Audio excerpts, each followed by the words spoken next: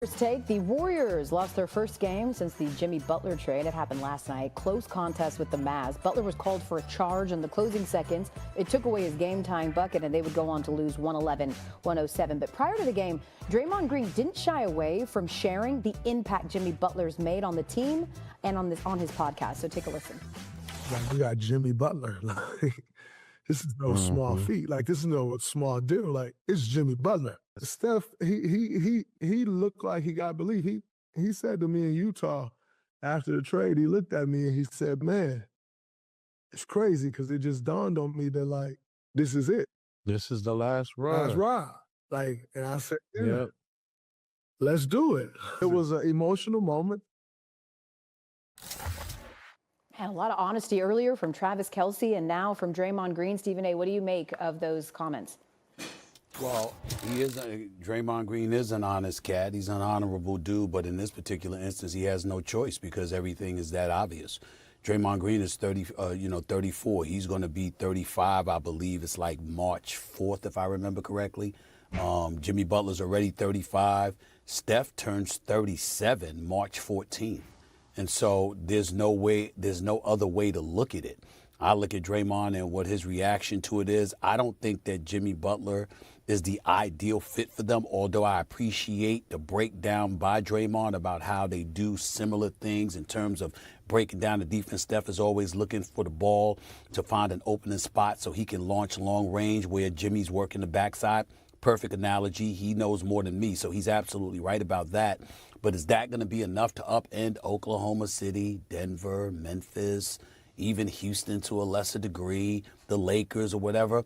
The likelihood, it appears, is that wouldn't be the case. And so you just look at it, you hear where they're coming from, but you just look at the personnel around. It's just Jimmy's Jimmy and Draymond's Draymond and Steph is Steph, but they're still very, very undersized to some degree, similar to what we're saying about the Los Angeles Lakers.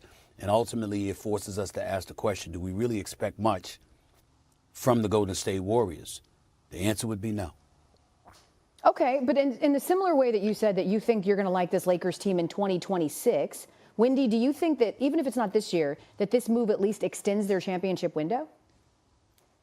Maybe. I mean, really what they're banking on is that their young players really elevate, Kuminga, Podziemski. We've seen flashes of that, but they haven't been able to. And so I appreciate Draymond saying this. I mean, Draymond is a terrific podcaster. He's terrific at media. Someday, Stephen A., we got to get him on here with us because I would love to do this format with him. Hopefully he's got some more time left. But he wants to come on. He wants to come. He'll come on someday. He'll come on.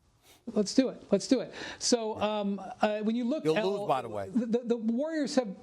The Warriors have done something very remarkable in this run. They've won with 3 different constructions of teams. I realize that Steph and Draymond and Clay were always there, but the team that they won with in 2015 was very different than the team they won with KD. It was very different from the 2022 teams. And the 2022 team is truly a special championship because they came back after KD left and after Clay's injuries, and they rebuilt the team. And really, if you look at the spot that Jimmy Butler is occupying on the roster, it's sort of the descendant of Kevin Durant. They got the cap spike in 2016. Durant left after 3 years. They traded him for D'Angelo Russell, which they did to just hold the salary. They traded Russell for Wiggins. Wiggins comes in, plays a huge role in the 22 championship. Now they've traded Russell for Butler. So this is sort of a lineage. And I already think that they have done an amazing job to win with 3 different constructions. That's just unheard of. We don't see runs extended. We don't see a team win one way 8 years after winning it a totally different way with the same core. So I don't think they have to accomplish anything. I appreciate that they recognize their mortality, but I agree with Stephen A. I don't think they're equipped to compete in the Western Conference with how big and strong a lot of teams are. Now, when they made this trade, they were in 11th place. And now Steve Kerr is saying this week he thinks they could get to 6th. And I don't necessarily disagree. They're on a long road trip right now. They're having some tough stretches, but I think they could get there. That would be a great accomplishment if that was all they did. It would be a great accomplishment. I don't see them pulling that off.